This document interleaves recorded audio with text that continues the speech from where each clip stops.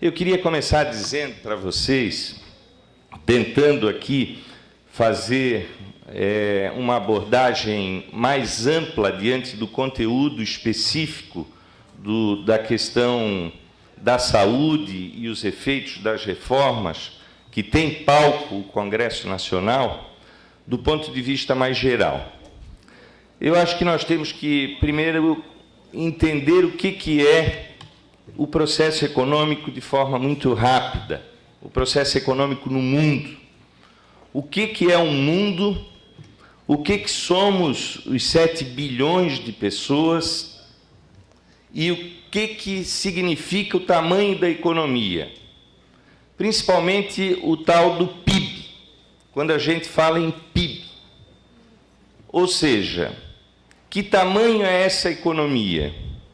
Porque essa economia, ao longo da nossa existência, das nossas vidas, ela volta e meia traz crises, ela traz problemas, incertezas, e ela, de certa forma, mexe com a vida de milhões de pessoas. A economia do mundo, ela é muito fácil de ser entendida até numa visão muito figurada. Ou seja, nós, se parássemos hoje para fazermos balanço da economia no mundo, nós nos reduziríamos a 1/3 do tamanho que nós imaginamos e que se expressam nos PIBs que ocorrem nos processos econômicos do mundo todo. Ou seja, se nós fizéssemos uma liquidez, nós teríamos hoje 1/3. E o que são os outros 2/3? Imagine 3 garrafinhas. O que são? Olha, se nós somos uma garrafinha apenas, o que são essas outras 2 garrafinhas? Elas são o processo de desenvolvimento humano que nós criamos através daquilo que nós movimentamos na natureza, nas cadeias produtivas, e que nós criamos uma série de processos que se tornaram complexos dentro de um sistema que hoje praticamente está literalmente globalizado. Mas o que na prática é aquela segunda e terceira garrafinha? É, na verdade, o carro que nós compramos financiado. É o carro que nós temos na garagem, que já foi produzido, que já foi pago, inclusive, os salários dos trabalhadores que fizeram aquela modificação, que criaram ali a mais-valia, o lucro dos empresários, e que nós vamos pagar, muitas das vezes, em 60 meses no financiamento. Assim na casa, assim é o processo do sistema financeiro, dos bancos, e que movimentam toda uma ilusão nos processos produtivos e imaginários da nossa vida. E quando acontecem as crises, elas não são mais isoladas no mundo. Não há crise que se diga assim, olha, está em crise o Paraguai. Não, porque a economia está globalizada. As cadeias produtivas estão interligadas. Eu sou, por exemplo, de uma cidade, que é a cidade de Blumenau, que é conhecida como o berço da indústria têxtil do Brasil. Lá estão a Hering, essas grifes, que muito, a Dudalina, camisas, que vocês muito usam. Mas todo produto, na sua base hoje, vem lá da China, vem de outros lugares do mundo, e que interligam os processos econômicos. Então, é preciso a gente ter bem claro, porque se nós somos aqueles que estamos no telhado de baixo, olhando os acontecimentos e achando que as crises, elas são, às vezes, culpa do nosso país, culpa, às vezes, de um ou outro governo, culpa, às vezes, de apenas uma cadeia produtiva ou de um acontecimento isolado no país ou no mundo. Eu queria também dizer para vocês que o momento que nós estamos vivendo, ontem nós assistíamos à palestra do Leandro, é um momento que não é nada ético. Eu acho que o nosso palestrante hoje, ontem, belíssima, na sua belíssima palestra, com muitos valores, eu acho que ele, em razão do impulso que ele tem pelo otimismo, que eu acho que todos nós devemos ter, porque o pessimismo não constrói absolutamente nada, mas que o momento que nós estamos vivendo não é nada ético. É um momento que nós somos tomados por muitos procedimentos que nos deixam, de certa forma, estarrecidos e que nós imaginávamos até que no processo da história não iria mais acontecer, tanto no Brasil quanto no mundo. Ou nós não ficamos aqui meio impressionados com o resultado das eleições lá nos Estados Unidos, quando nós achávamos que havia já um processo em curso irreversível com a reeleição dos democratas. Então, há um processo que ele é um processo decorrente da economia, da sociedade, e que, portanto, também tem profundos reflexos naqueles que decidem.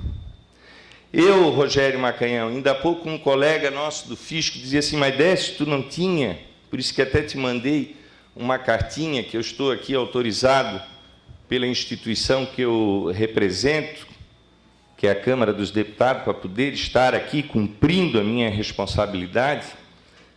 Mas há pouco um colega dizia para mim assim, Décio, tu não tinhas que estar em Brasília? Eu digo, olha, eu estou muito mais feliz estando aqui com vocês, porque vocês são muito melhores do que o ambiente que eu pertenço.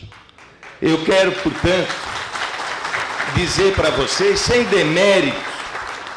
demérito à instituição do Poder Legislativo, porque ela é o princípio da democracia, o que nós temos é que melhorar aquilo lá, mas não dizer que aquilo não é importante, porque não há processo na República que exista sem a expressão do sistema legislativo. No nosso caso, bicameral, com a Câmara e o Senado. Mas eu quero dizer que o ambiente da política brasileira é muito conspiratório contra os nossos sonhos. Eu, no meu terceiro mandato que estou lá, eu nunca vi um ambiente tão fisiológico, tão desprezível. O povo brasileiro, infelizmente, nos últimos processos que foi chamado a cumprir o dever democrático, não fez as melhores escolhas, ou pelo menos não haviam brasileiros disputando para representarem o povo brasileiro nas duas casas do Poder Legislativo. Por isso, o ambiente que está lá é um ambiente muito perigoso, que pode levar ao país a uma agenda de subdesenvolvimento. Não quero aqui fazer avaliações de governo, mas as avaliações são de concepções daquilo que acontece e o que pode acontecer daqui para frente, como as preocupações de forma muito detalhada e exemplar que a doutora Fabíola colocou com relação à saúde e àquilo que pode ocorrer. Nós estamos aqui fazendo um debate que talvez não tenha percepção dos senhores e das senhoras, mas é um debate que vai refletir na vida das pessoas, na eliminação da vida de muitas pessoas, de acontecimentos que poderão ainda mais ampliar os processos de exclusão no nosso país.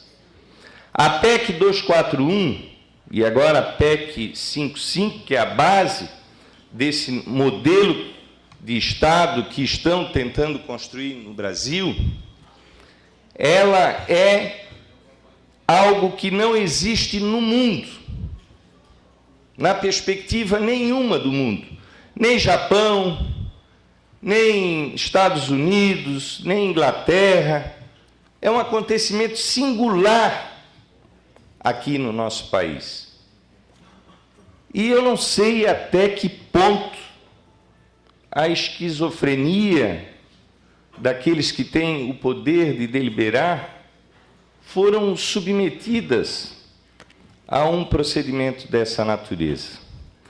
Para vocês terem uma ideia, nos últimos 13 anos, o Brasil, como eu disse ontem na abertura, ele saiu da 13ª economia do mundo e passamos à 7ª economia e devemos logo chegar a ser a 6ª economia do mundo.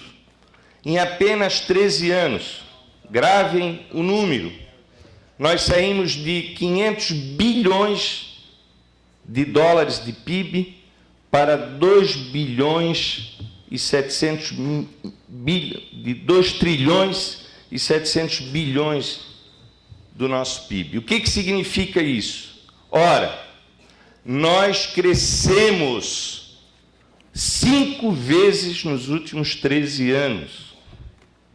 Nós quintuplicamos o tamanho do nosso país.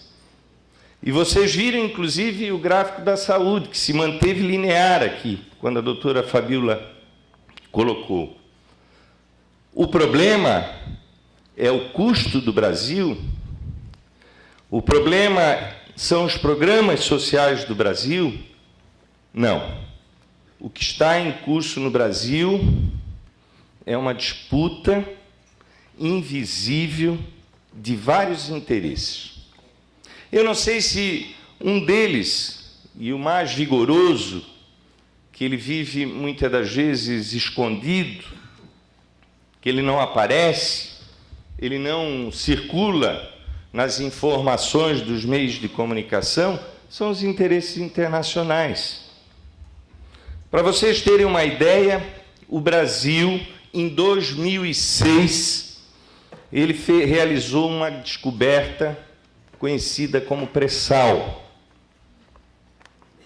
A mudança que fizeram agora, na Câmara e no Senado, do modelo de partilha, quer dizer o seguinte: o petróleo poderá ser um bem de interesse internacional, e é evidente isso que vai acontecer. A riqueza do pré-sal, que foi descoberta, ela fez com que a nossa capacidade produtiva do petróleo, ela praticamente dobrou a existente de 50, 60 anos atrás. Ou seja, nós dobramos o tamanho da riqueza nossa no petróleo. Saímos da 15ª potência energética nessa matriz energética para sermos a 5ª potência energética do mundo. Tem 4 países a mais no mundo que tem mais petróleo que nós. Nesse exato momento, daquilo que foi descoberto e identificado na camada do pré-sal com relação à quantidade de óleo. O que acontece no nosso país é um modelo e visão de Estado. É um modelo que as pessoas defendem dentro da concepção, e muitos são envolvidos, sendo levados sem entender essa verdadeira concepção, que é a concepção de retirar o Estado das atribuições que são a sua finalidade naquilo que ele passou a existir para organizar uma sociedade, um país e dar soberania ao nosso povo. Ou seja, é a voz do mercado contra os interesses da população. Aquele que quer saúde, que pague por saúde. Aquele que quer educação, que pague por educação. Aquele que precisa, às vezes, da mão e da tutela do Estado para ter um mínimo de cidadania, de vida, de dignidade nos momentos difíceis, principalmente que ocorrem a segmentos expressivos do nosso povo, eles passarão a não ter mais a mão estendida do Estado brasileiro. É uma visão. É a visão, doutora Fabíola, que levou a nação mais rica do mundo, que é os Estados Unidos, a, neste momento, não ter saúde pública. A saúde lá, ela é um bem privado, onde as pessoas têm acesso com relação, que foi o grande debate, inclusive, dessa campanha, têm acesso na medida que elas têm o tal dos seguros privados da saúde pública. Então, este é um modelo que está em curso e em disputa no nosso país, no campo da política. E no campo da política, difícil de fazer o argumento de conteúdo, de fazer o debate que o Brasil precisaria fazer, porque há uma superficialidade, infelizmente, na democracia brasileira, que nós não conseguimos, todos nós, ao longo dos anos, amadurecê-la, lapidá-la e fortalecê-la. O congresso que eu estou vivendo lá é um congresso que eu não imaginava que pudesse ter gente defendendo vários interesses, menos o interesse do povo brasileiro.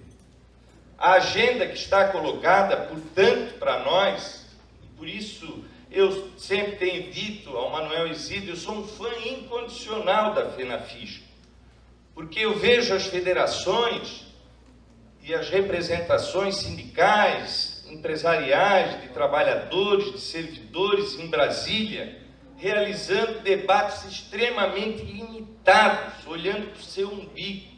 A FENAFISCO e os sindifiscos, na sua grande maioria do nosso país, fazem de forma exemplar o debate da sociedade. É por isso que eu estou aqui.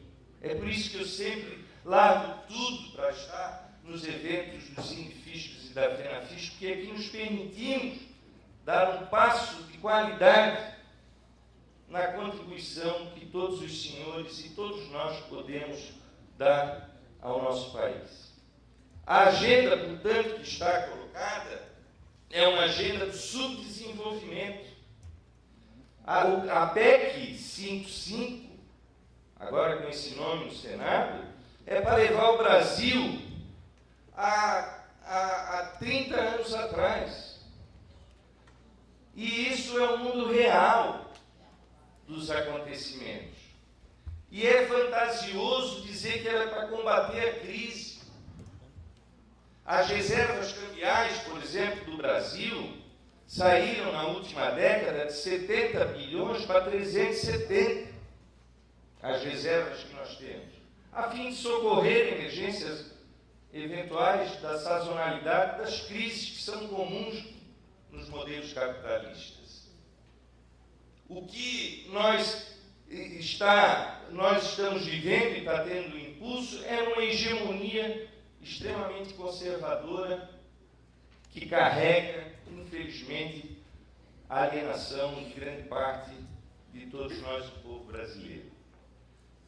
Eu queria aqui expressar para vocês, nesse gráfico, para vocês terem uma ideia do que representa esse tamanho do Estado brasileiro.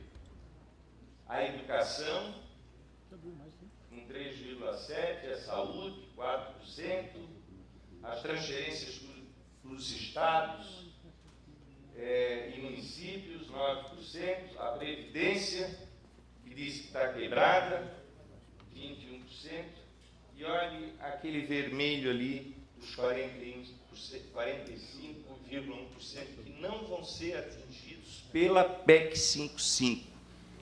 O vermelho não vai ser atingido. O que é aquilo ali? São os rentistas e os banqueiros. Você acha justo isso com o nosso país, com o nosso povo? Aquela parte ali não ficará congelada para os próximos 20 anos. O que vão congelar são as obrigações primárias de qualquer país com o seu povo e com a sua gente. a despeito de qualquer preconceito que nós podemos alimentar entre pobres e ricos, entre partidos A e B, nós não temos uma formação para construir um país de conviver com a desigualdade, com a miséria, de ver nossos irmãos sendo retirados do mínimo de cidadania. Nós somos um país com uma formação cristã, solidária. Nós não podemos deixar que esses valores sejam tirados da nossa convivência e nos levem para um caminho da intolerância e da indiferença. Eu acho que todos nós aqui nos orgulhamos quando a gente diz arrecadamos, somos o diamante do Estado brasileiro, somos nós que propiciamos a receita, que é fundamental para qualquer governante realizar os sonhos do seu povo ao seu momento. Mas nós não queremos que esses processos sejam para o pagamento especulativo daqueles que gananciosamente se utilizam do sistema. Se vocês pegarem a prova mais material nesses aspectos, vocês vão ver o gráfico, que infelizmente eu não tenho aqui, dos últimos 10, 15 anos também com relação aos juros e o lucro do sistema financeiro no nosso país. Ou seja, quanto mais aquela primeira garrafinha puder produzir riqueza imediata naquele topinho da pirâmide que nós conhecemos, quanto mais aquela garrafinha puder fazer essa produção, melhor, independente do ser humano e de grande parte do povo brasileiro. Portanto, eu acho que nós estamos diante de uma agenda que nós temos que estar atentos, que é possível resistir a ela na medida que nós tivermos capacidade de fazer o debate. Olhar para o aspecto da Previdência e a forma como leviana, como estão querendo tratar esse debate, sob o argumento do aumento da longevidade do povo brasileiro, olhando claramente essas fatias e comparando ela com os rentistas e os banqueiros, é um absurdo. O que vai acontecer com muitos trabalhadores brasileiros, na sua grande maioria, não acessar a Previdência. Porque o abismo social mais grave e que se recorrem à Previdência hoje, que reúnem esses brasileiros que sobrevivem da Previdência, na maioria do salário mínimo, esses brasileiros não chegam à média da longevidade do povo brasileiro. Não estão entre os 74 anos que se presume a vida média do povo brasileiro. São pessoas que estão abaixo, que morrem aos 58, aos 60, aos 65. Então, é impedir a reforma da Previdência grande parte daqueles que mais precisam ter acesso à Previdência. E a parte mais barata. Vocês podem ver que toda a política social é a mais barata, o custo é o menor. Aliás, eu aprendi, quando pude ser executivo, quando fui prefeito e quando fui administrador público, de que cara não é a obra humana. Tirar a criança da rua, atender o mínimo da população é a obra mais barata e é a mais importante. É a obra que se eterniza, é a obra que fica, com certeza, no registro daquilo que uma nação deve fazer para o seu povo. Flexibilizar direitos, que é outra mudança que estão em curso entre as reformas. Na reforma trabalhista que se fala, o que se quer é aumentar as jornadas de trabalho. É o inverso da política numa situação dessa. O que se quer é tirar as conquistas, várias delas, do 13º, que é o que circula lá, das horas extras, E eu sei que vocês aqui são uma expressão daquilo que é o sonho dos trabalhadores brasileiros. A estabilidade no emprego, a aposentadoria integral, mas não fiquem inertes, porque há um processo em curso também, numa construção midiática, de que o serviço público brasileiro não tem valor. O serviço público brasileiro, quem é servidor público brasileiro, já há isso em curso. São privilegiados e não são trabalhadores.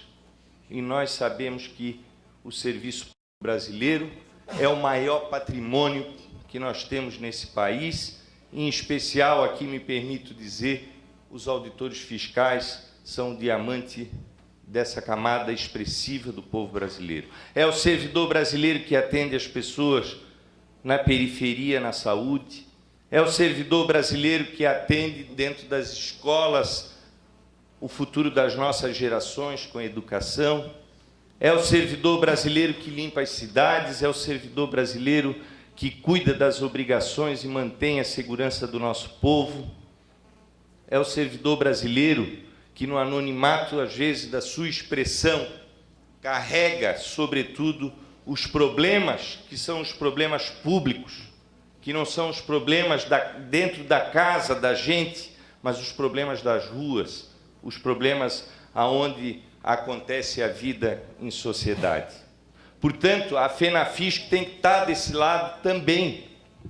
Os Sindifisc têm que estar desse lado nessa conjuntura, que é o lado da defesa do patrimônio que todos nós, a nossa geração, na complexidade dos acontecimentos do nosso país, na história do nosso país, mas fomos uma conquista de construir um legado que nós ainda queremos e muito melhorar. Portanto, as reformas que estão em curso não são as reformas que nós gostaríamos, infelizmente. As reformas que deveriam ampliar os acontecimentos nesse momento de crescimento do nosso país. Não venham me dizer que o Brasil não vai crescer, ele quintuplicou o tamanho. Nós vivemos uma sazonalidade da crise do próprio capitalismo mundial. O Brasil tem riquezas extraordinárias. Não é com esse remédio desta PEC maldita do subdesenvolvimento que nós vamos resolver o problema do Brasil. Eles que deem autonomia para o nosso fisco, para nós cobrar a sonegação que é produzida pelos grandes, que é produzida pelos ricos. Essa é a reforma que a FENAFISC mostrou, está mostrando já há algum tempo na resistência da tramitação lá no Congresso Nacional, que eu tive a honra, na época, como presidente da Comissão de Constituição e Justiça da Câmara dos Deputados, de ser o seu signatário. PEC esta escrito por um de vocês, que está aqui, lá naquele cantinho, vai ser o futuro vice-presidente da FENAFISC, escrita pelo punho do doutor Fabiano, que é nosso companheiro da FENAFISC. Portanto, companheiros, eu deixo aqui essa contribuição real, porque eu acho que a gente sofre menos quando a gente percebe a realidade, a gente sabe os desafios que nós vamos ter que construir, e quero dizer também que, não obstante as adversidades, nós estamos diante de uma grande oportunidade. Uma grande oportunidade. O Brasil já passou momentos talvez muito mais difíceis que a nossa geração não viveu. Mas nós temos a possibilidade no Brasil de fazer uma construção positiva. Eu acredito piamente nisso. Para vocês terem uma ideia, a Constituição americana, em 200 anos, teve 10 mudanças. A nossa, de 88, já teve umas 50 mudanças, se não me falha a memória. A nossa tem 28 anos, a deles tem 200. O problema do Brasil é que nós não criamos uma república numa revolução. Os Estados Unidos fizeram a Guerra da Secessão. Muitos países no mundo criaram as suas repúblicas depois de acontecimentos de embate duro. O Brasil não. O Brasil, ele preferiu o caminho do carnaval, da amizade, da tolerância, e vamos resolvendo e modificamos. Nós sabíamos que em 88 não era a melhor Constituição do mundo, mas não faz mal, depois nós vamos remendando, depois nós vamos modificando. Esse é o caminho nosso, da nossa cultura, da nossa índole. Então, nós temos que continuar imaginando que nós vamos ter um horizonte ainda melhor. Até como disse o Leandro, só o otimismo é que constrói. E eu tenho certeza que todos nós aqui, né, Roberta? Cada dia que vem um acontecimento duro, nós nos animamos e nos fortalecemos para a gente fazer os enfrentamentos que cabe a cada um de nós como cidadãos. Então, penso que, diante dessa adversidade, eu imagino que nós vamos, com certeza, ter um horizonte. Não posso aqui afirmar, porque tudo que eu falar, pelos últimos acontecimentos do Brasil, daqui a 5 minutos pode mudar tudo.